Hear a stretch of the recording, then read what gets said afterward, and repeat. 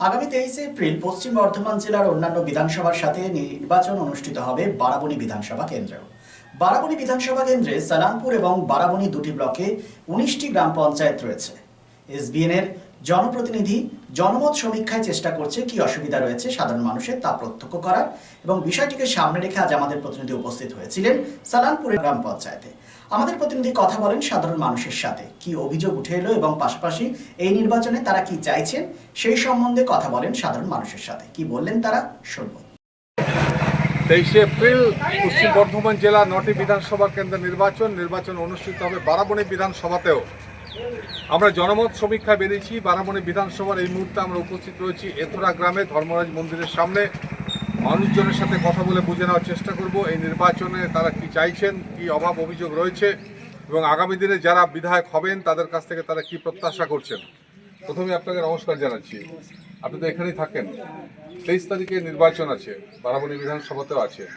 যখন আপনি ভোটটা দিতে যাবেন তখন মাথার মধ্যে অনেকগুলো প্রশ্ন আপনার নিশ্চয়ই আসবে যে কেমন কাজ করছে সরকার, কি না করছে। প্রথমে বলি এখানে অসুবিধাটা কি আছে?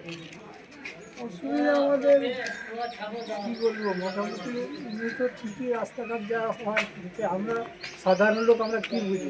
এখানেই থাকেন? না, আমার বাড়ি আঙ্গারিয়া। আঙ্গারিয়া মানে এথরা গ্রাম পঞ্চায়েতের তো ভোট আছে 23 তারিখে। কি মনে হচ্ছে সরকারি পরিষেবাগুলো মানুষজন পাচ্ছে কি মনে হচ্ছে? পাবেন পাচ্ছে না, সরকারি পরিষেবাগুলো পাচ্ছে না? না, সবাই পাচ্ছে না। সবাই পাচ্ছে না। আচ্ছা, তো এখানকার রাস্তাঘাট পানীয় জলটা কীরকম? জল আছে? জল আছে মোটামুটি। জল আছে, রাস্তাঘাট ঠিকঠাক আছে? তো আপনার বয়স কত হলো? আমার বয়স 70-এর কাছাকাছি। তো ভাতা পাচ্ছেন? ভাতা পাচ্ছেন। তো এই সরকারটাই থাকুক বলে মনে হচ্ছে নাকি অন্য কিছু চিন্তা করছেন?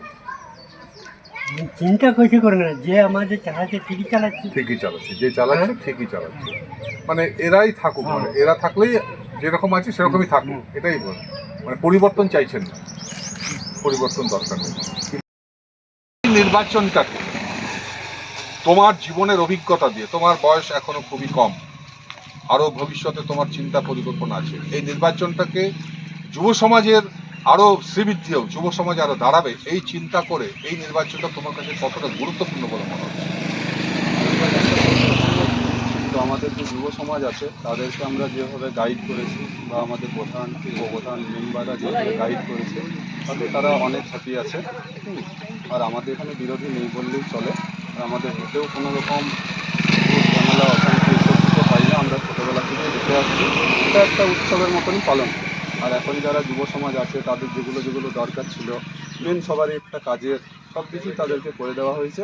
অতএব অসুবিধা আমাদের এখানে কিছু নেই। এখানেই থাকেন তো? ভোটার লিস্টে নাম উঠেছে, ভোটটা তো দেন, গণতান্ত্রিক অধিকার আপনার। এই ভোটটা দেওয়ার আগে 23 তারিখে যখন ভোটটা দেবেন অনেকগুলো প্রশ্ন আপনার মাথার মধ্যে আসবে বা আগে দিন আসবে।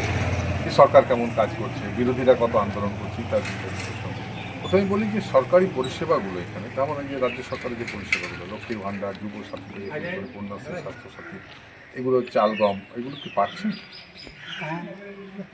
পাচ্ছেন। আর অসুবিধা কি আছে এথরা গ্রামে?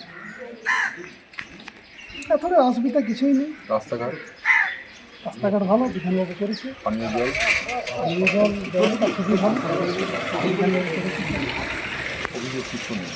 না, এথরা গ্রামে অভিযোগ কিছু নেই। এবার দুটো প্রশ্ন আসছে, একদল চাইছে পরিবর্তন হোক, আর চাইছে প্রত্যাবর্তন, মানে যারা আছে তারাই থাকুক, আর ছেলে না এর পরিবর্তন দরকার। মাথার মধ্যে কোনটা ঘুরপাক? দেখুন, আমাকে যদি পার্সোনাল জিজ্ঞেস করা হয়, আমি পার্সোনাল বলবো যে আমাদের এখানে বিধানবাবু খুবই ভালো, বিধানবাবুই থাকবে। কোথায় পরিবর্তন হবে, কী হবে সেটা অন্য জায়গার ব্যাপার আছে, কিন্তু বিধানবাবু এখানে 4বারের জন্য আবার। ব্যক্তিগতভাবে বিধানবাবুকে চেনেন, জানেন?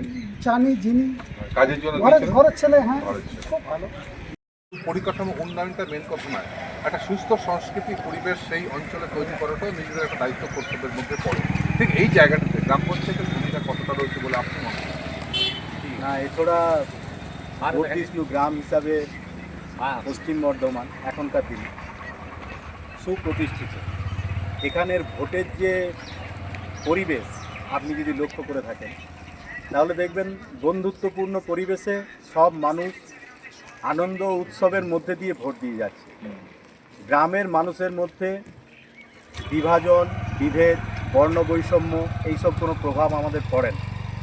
আমাদের পঞ্চায়েতের যিনি প্রধান আছেন, উপপ্রধান আছেন, আরও যারা মেম্বার আছেন, তারাও যেভাবে গ্রামের মানুষকে ভালোবাসে, গ্রামের মানুষও কিন্তু গ্রাম পঞ্চায়েতের প্রত্যেকটি মেম্বার, সদস্য সকলকে সেইভাবে আপন করে নিয়েছে। মানুষের বিপদে আপদে সব সময় গ্রাম পঞ্চায়েতের প্রধান এবং সদস্যদের পাশে পান। সুখের সময়ে উপস্থিত হতে না পারলেও বিপদের দিনে অবশ্যই তাদের সাহায্য সহযোগিতা সবসময় পেয়ে থাকে। এই জন্য এখানকার পরিবেশ একটা অন্যরকম। পরবর্তী পর্যায়ে এই বিষয়ে আমাদের প্রতিনিধি কথা বলেন এথরা গ্রাম পঞ্চায়েত প্রধান অজয় ভট্টাচার্যের সাথে। কি বললেন তিনি, শুনবো। এছাড়া গ্রাম পঞ্চায়েতের বেশ কিছু মানুষজনের সাথে ইতিমধ্যে কথা বলেছি। আর তাদের বক্তব্য হচ্ছে তারা সরকারি পরিষেবাগুলো পাচ্ছে। আমরা জিজ্ঞাসা করেছিলাম এখানকার রাস্তাঘাট, পানীয় জল, আলো সিস্টেমটা কি রয়েছে। তারা স্যাটিসফাইড যে জল এখানে পর্যাপ্ত পাওয়া যায়, এবং এটাও তারা বলছে যে মুখ্যমন্ত্রী মমতা ব্যানার্জি বা রাজ্য সরকারের যে প্রকল্পগুলো রয়েছে সেগুলো দেখার ক্ষেত্রে কোনো রং দেখানো হয় না, সাধারণ মানুষকে দেওয়া হয়। এটা শুনে তোমার নিশ্চয়ই ভালো লাগবে। কিন্তু আমার প্রশ্ন যে জায়গাটাতে আছে, গ্রাম পঞ্চায়েতের পরিকাঠামো উন্নয়ন যেটা নিয়ে তোমরা এগাচ্ছ, সেটা কি লাস্ট চূড়ান্ত পর্বে এসে পৌঁছেছে নাকি আরও বাকি রয়েছে? একদম চূড়ান্ত পর্বের কাজ চলছে আমাদের, একদম শেষ পর্যায়ের কাজ।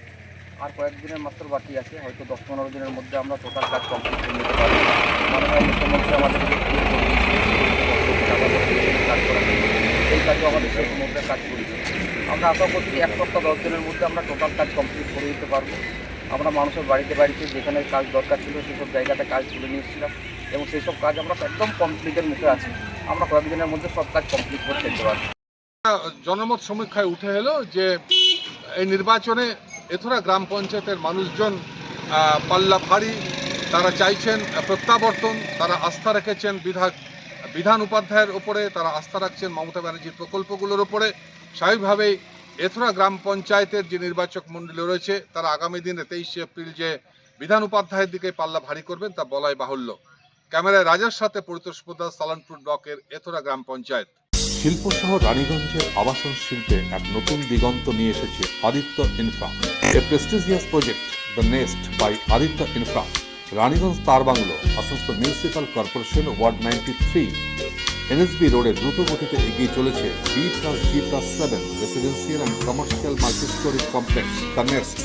The Nest, a premium residential and commercial B+G+7 housing project by Aditya Infra, your trusted ally in the world of real estate.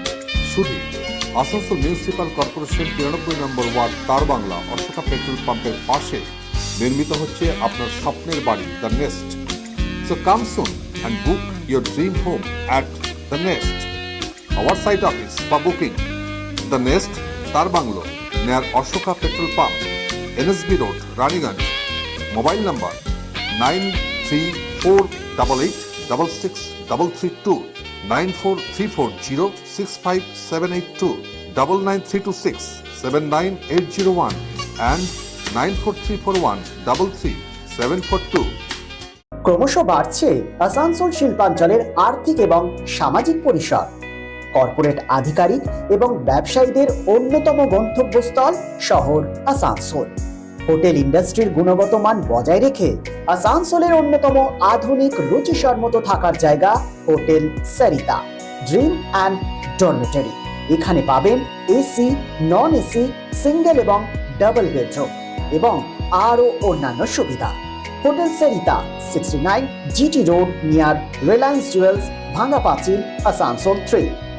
Phone number 8603249260 and 7908616425.